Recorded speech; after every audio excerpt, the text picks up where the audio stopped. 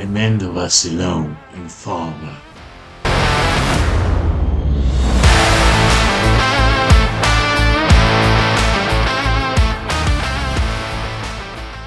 E aí, sejam muito bem-vindos a mais uma análise.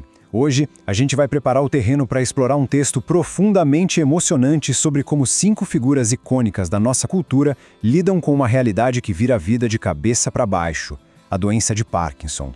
O nosso objetivo aqui é destrinchar esse material passo a passo, entendendo como essas grandes personalidades enfrentaram algo tão inerentemente humano e transformador. É uma leitura simplesmente fascinante sobre resiliência e nós vamos mergulhar em cada detalhe. Bom, vamos direto ao ponto na nossa primeira sessão. Título: A Vida e Suas Surpresas. Subtítulo: A Natureza Imprevisível da Vida. A premissa universal que a gente está analisando aqui é que a vida, bem, ela tem um jeito muito curioso de surpreender, não é? Às vezes essa surpresa vem embalada com aplausos e conquistas, mas outras vezes ela traz desafios totalmente inesperados. Um diagnóstico médico grave como o do Parkinson age como um verdadeiro equalizador. É uma doença que afeta tanto as pessoas comuns quanto as extraordinárias, provando que, no fim das contas, somos todos apenas humanos. E é super importante enfatizar que essa exploração não é só sobre uma doença, é sobre pessoas. A gente está falando de artistas brilhantes, lutadores formidáveis e criadores geniais enfrentando desafios repentinos. Isso mostra que, por trás de todo aquele glamour da fama, existe uma humanidade que todo mundo compartilha. O que nos leva perfeitamente para a nossa segunda sessão. Título: Rostos Famosos, Lutas Diferentes. Subtítulo: 5 Jornadas Únicas de Resiliência. Agora a gente vai olhar para 5 indivíduos mundialmente conhecidos, que o texto apresenta quase como arquétipos de como lidar com a adversidade extrema. E a lista começa com Michael J. Fox. Olha só, ele transformou o choque inicial do diagnóstico em uma missão para a vida toda, usando o humor como seu maior escudo. Ele era o grande astro dos anos 80, conhecido por aquela energia inesgotável, falas super rápidas, e o material aponta que receber um diagnóstico tão jovem parecia coisa de um roteiro ruim de Hollywood. Mas ele virou o jogo de um jeito espetacular. Em entrevistas, ele faz piada com os próprios tremores. Só que o texto destaca um equilíbrio crucial aqui. Ele é incrivelmente sincero sobre os dias difíceis, aqueles em que só levantar da cama já é uma baita batalha. É justamente essa mistura de leveza com uma franqueza tão crua que cria uma identificação gigantesca com o público.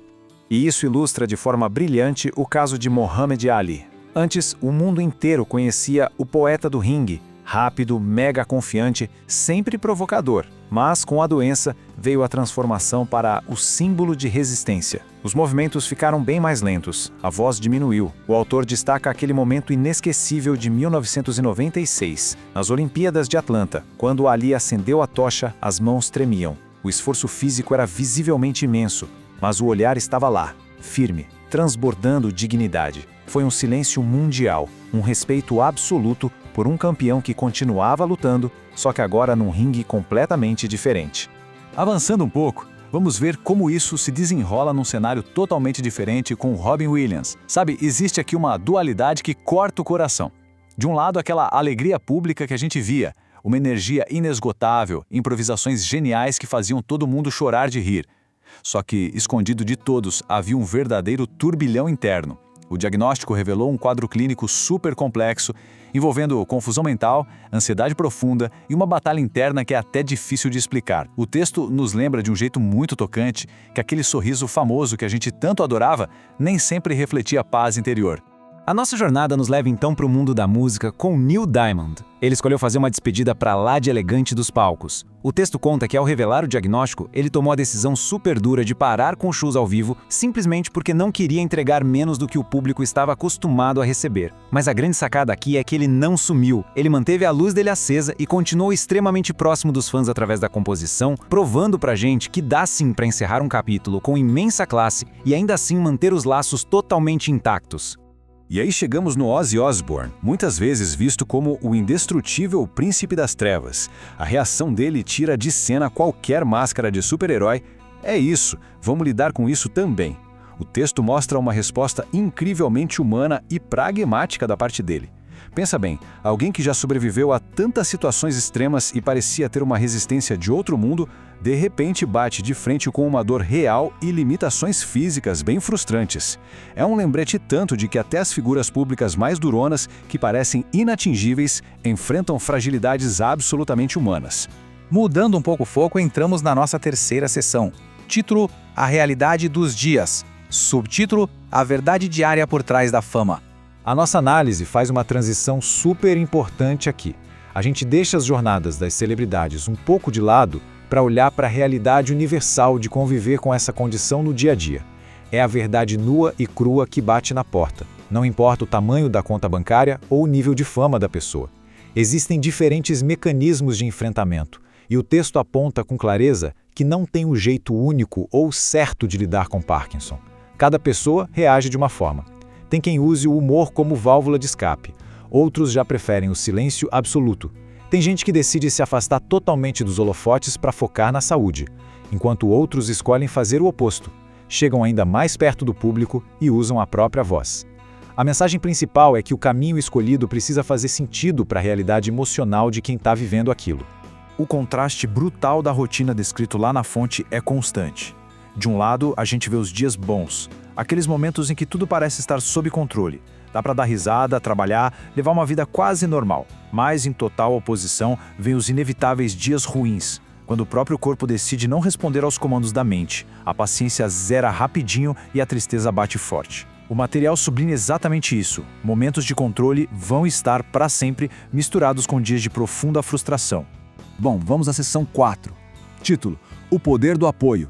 Subtítulo: O Papel Crucial da Conexão e da Comunidade. Então, como é que as pessoas sobrevivem a essa verdadeira montanha-russa?